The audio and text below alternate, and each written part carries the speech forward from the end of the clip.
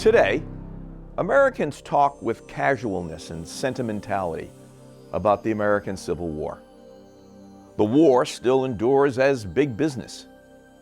Reenactors purchase expensive equipment and demonstrate to an enthralled audience how soldiers survived in camp and fought in battle. Gift stores at Gettysburg, Vicksburg, and Chickamauga sell millions of dollars of memorabilia each year. When enthusiasts discuss the Civil War, they focus on battlefield strategy, who outgeneraled whom, what weapons they used, and how this enduring conflict divided brother against brother. Some people, however, want to shut down dialogue when we ask dicey questions about what caused the war or the legacy of Reconstruction. Why does investigating the causes of the Civil War matter? Why do people become defensive when confronted with serious Civil War topics? From 1865 to 2019, Texas refused to acknowledge slavery as the central cause of the war. Many argued that violations of states' rights, economic sectionalism, or blundering politicians and irresponsible agitators caused the war. Why do these interpretations about the cause of the Civil War really matter? Does history really matter? What is the purpose of studying history?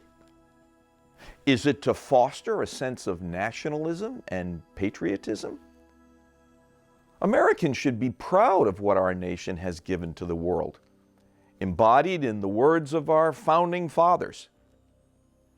Yet, the Constitution made clear that our founders were trying to create a more perfect union. And the Declaration of Independence charged us with living into the ideals that all men are created equal. So, if history is simply about waving the flag and scrubbing out the more complex and painful parts of our past, are we truly living into the founders' ideals? W.E.B. Du Bois warned against using history simply for our pleasure and amusement, for inflating our national ego. If we fail to come to terms with the past, then we prevent ourselves from living into a better future. Hi, I'm Tom Army, and this is the beginning of our U.S. History Online's continuing series on the causes of the American Civil War. The late Harvard professor of history, William Gunap, argued that the Civil War served as a reminder of the fragility of our government. The concern over the fragility of our nation resonates with us today. Professor Gunap wrote that the outbreak of the war in April of 1861 represented the complete breakdown of the American political system. As such, the Civil War constituted the greatest failure of American democracy. Our quest seeks a better understanding of why this breakdown happened. Historians have argued that the roots of Southern secession and the Civil War were planted in colonial America and cultivated after the Revolution. There is plenty of evidence to support this. However, we will begin in 1819, when the country celebrated the era of good feelings.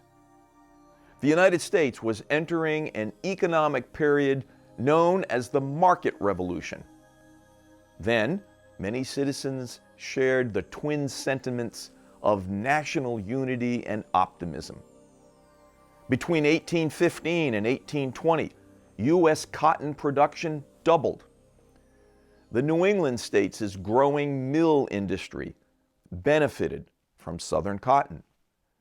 Many in both the North and the South understood that holding on to slavery was, as Thomas Jefferson suggested, like holding a wolf by the ears. Slavery was a virus, but seemingly unnecessary evil. No one in national politics wanted to talk about it. The Declaration of Independence declared life, liberty, and the pursuit of happiness as the sine qua non of republicanism. Slavery then created the great contradiction. Beginning around 1815, the market revolution exploded onto the scene and reverberated across the country. There was money to make, lots of it. Thomas Jefferson's image of a nation of free and liberty-loving subsistence farmers gave way to Alexander Hamilton's image of a manufacturing and trade-based economy competitive with the rest of the world. Concurrently, the technological revolution in canals, steamboats, railroads, roads, and bridges fostered changes in agriculture. Machine tools, hydraulics, and interchangeable parts advanced the American economy. Northern textile factories boomed, and northern banks provided the financing so slavery would be profitable. Hence, the demand for Southern cotton swelled, and slavery expanded. More land was required as farmers grew crops for profit. In 1818 and 1819, the government sold 3.5 million acres as settlers from New England and New York State followed the central route through Pittsburgh or Wheeling and down the Ohio River. The Louisiana Purchase in 1803 opened up land in Missouri and Louisiana, and many from Virginia, the Carolinas, and Georgia moved into Alabama and Mississippi. The market revolution changed American politics. Tariff policy, internal improvements, and currency issues became the dominant issues in Congress. Each region of the country was fairly represented. In 1819, there was a comfortable balance of power in Congress. The more populous North controlled the House of Representatives.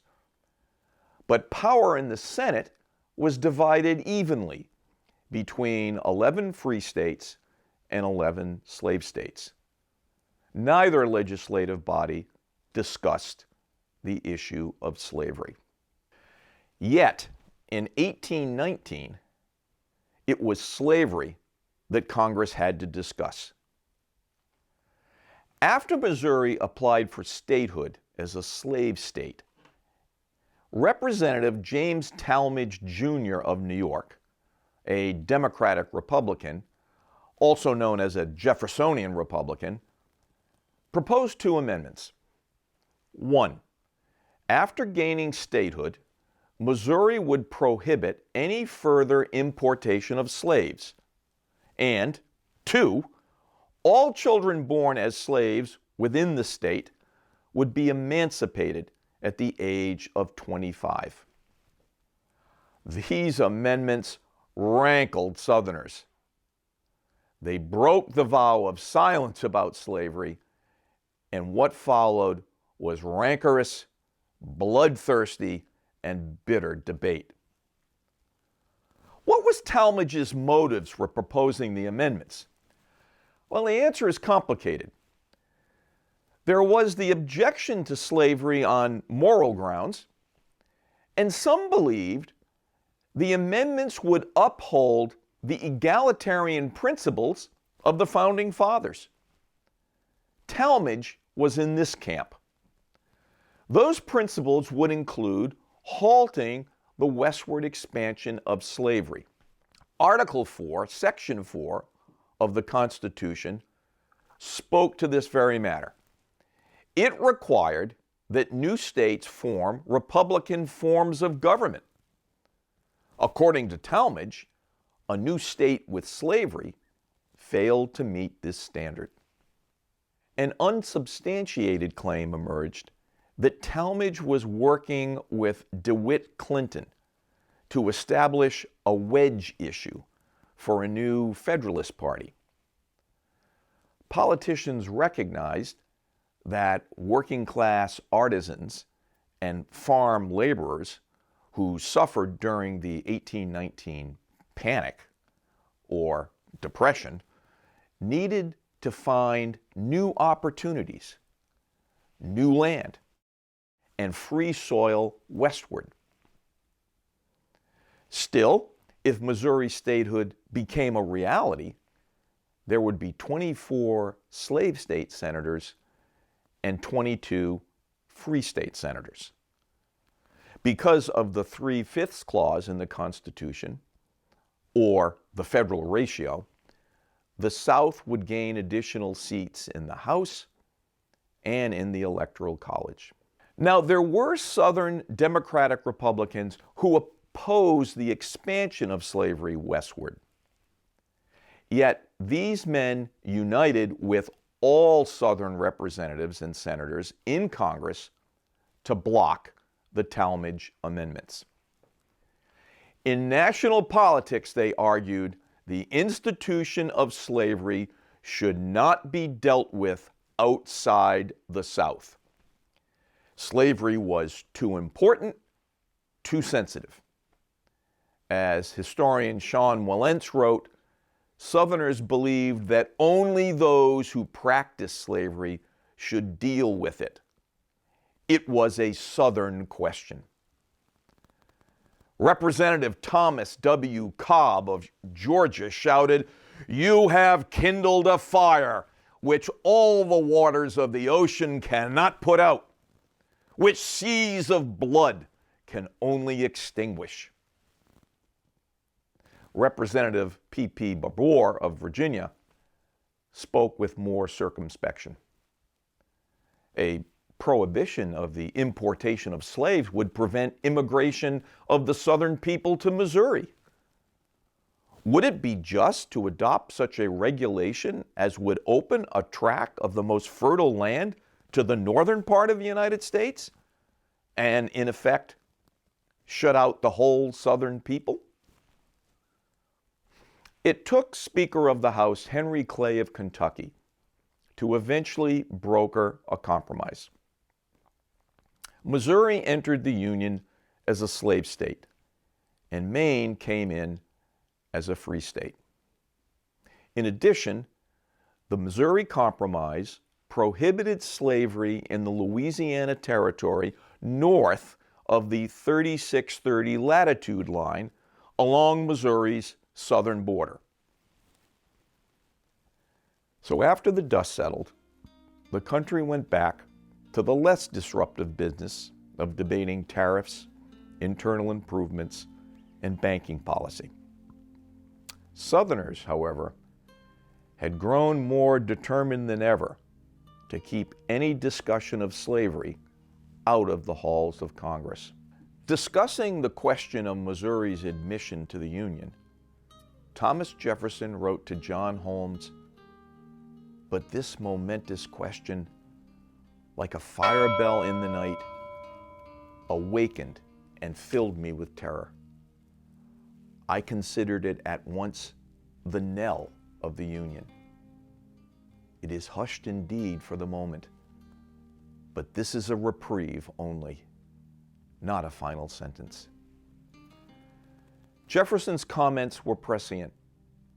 The compromise had settled the immediate question. The fire bell, however, was about to ring again.